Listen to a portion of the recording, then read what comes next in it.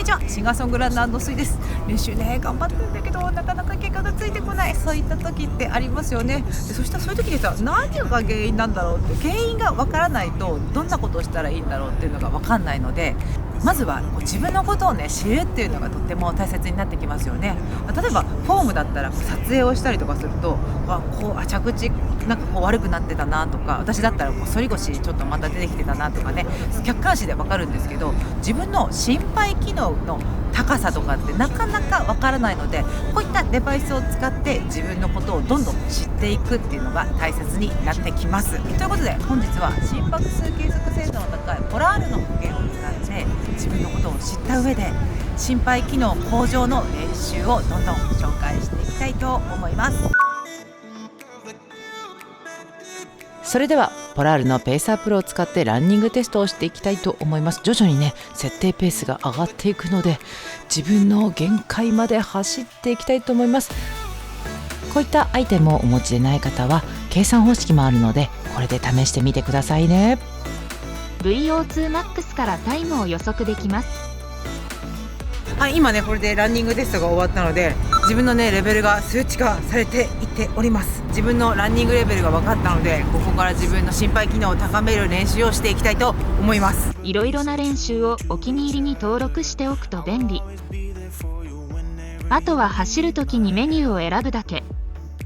それではね心肺機能を高めるためにインターバル練習していきたいと思うんですけど、いつもだったらねタイムでやっていくんですけど、今日は自分の心拍数でやっていきたいと思います。もうね決めたゾーンからね外れるとブルブルブルってちょっと教えてくれるので、それでやっていきたいと思います。はい、ということで心肺機能をアップさせる練習といえばっていうくらいの練習ですね。インターバル練習です。インターバル練習ってねどんな練習かっていうと、300m とか 400m とか 1km とか 2km を走って間レストを休んだり歩いたり走ったりでつないで、一回ね心肺をねバクバクしたのを一回休めて、またもう一回走り出す、これを繰り返すというね練習になってくるんですけども、私の場合だとよくやるのが 300m とか 400m とか 1km の練習をね、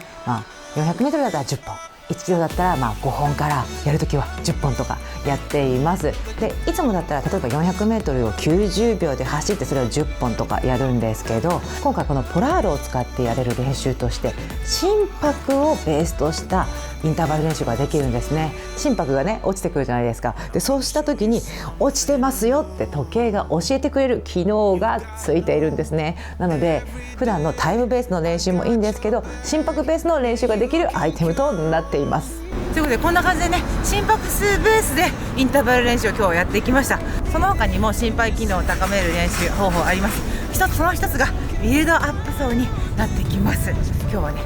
ビルドアップ走も軽くやっていきたいと思います。はい、そしてやったことある方も多い、そして聞いたことある方も多いと思います。ビルドアップ練習、ビルドアップってなんぞやーと思う方もいるかもしれないんですけども、ビルドアップ、はい、で私がよくやる練習はだいたい12から15キロぐらいなんですけども、5分半ぐらいから入ってだいたい5分10、4分50、4分40ぐらいからだんだん私はね心配がバクバクしてくるんですけども、そのまま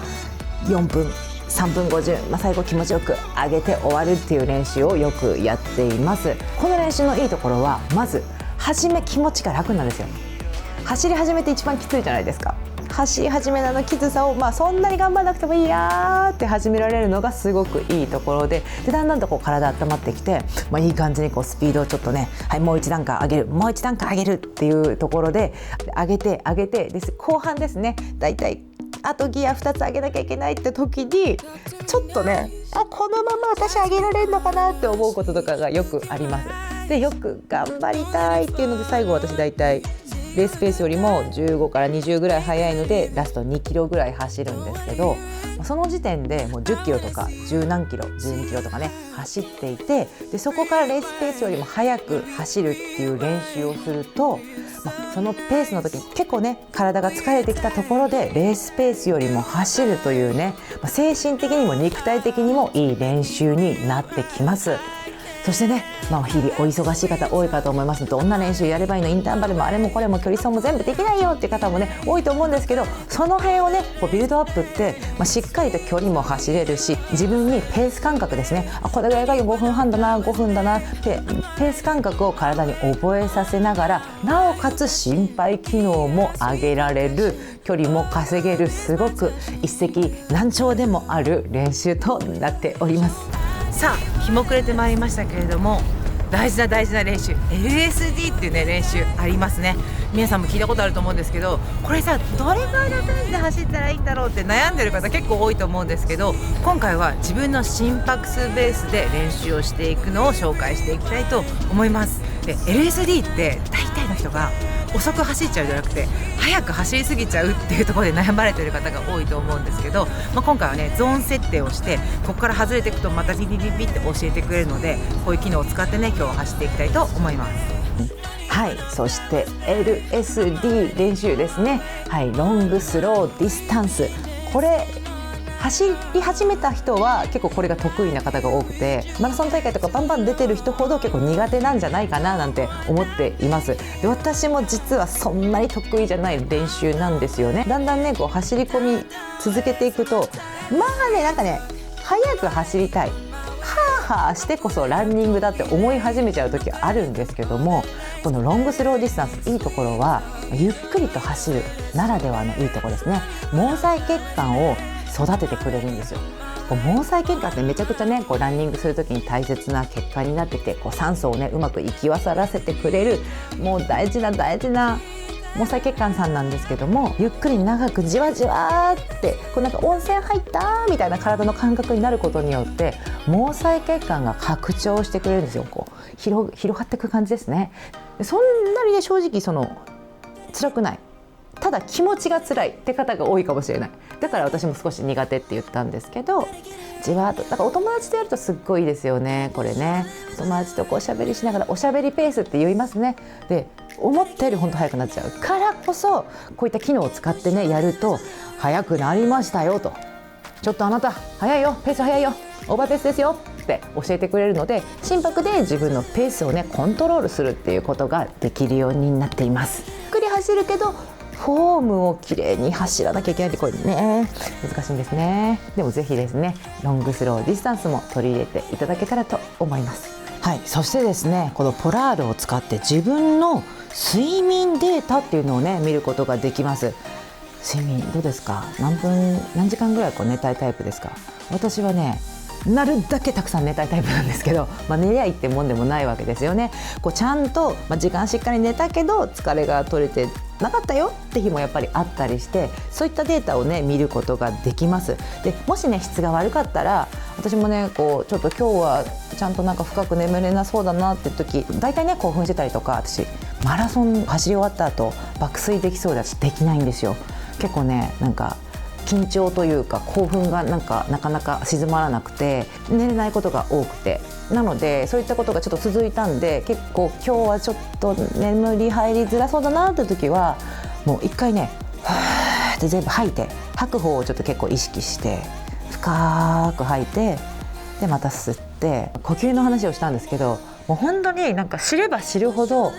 呼吸ってめちゃくちゃ大事だな、いやめちゃくちゃ大事だと私も思って生きてきたんですけど、息がね止まったら死ぬっていうのはもう十分承知だったんですけども、自分で呼吸のコントロールをできるようになると、自分の気持ちを結構コントロールしやすくなるってことがね、本当身に染みて分かってきまして、緊張するとやっぱりバクバクすっごい勝手にしてくるんですよね。でこのポラールの時計にはセレネというね可愛い名前の、機能がついておりまして、でここにね押していくとですね、呼吸の練習っていうのが入っています。今ねちょっと押してみるのは3分で5秒吐いて5秒吸ってっていうね練習になるんですけども、こうやってもう今座るか横になるか、横になってやるとすごい本当にね全身に酸素を行き渡る感じで疲れも取れます。でリラックスしましょうって教えてくれていて、吸ってかわいいね、いろいろ出てるのよ。吐いて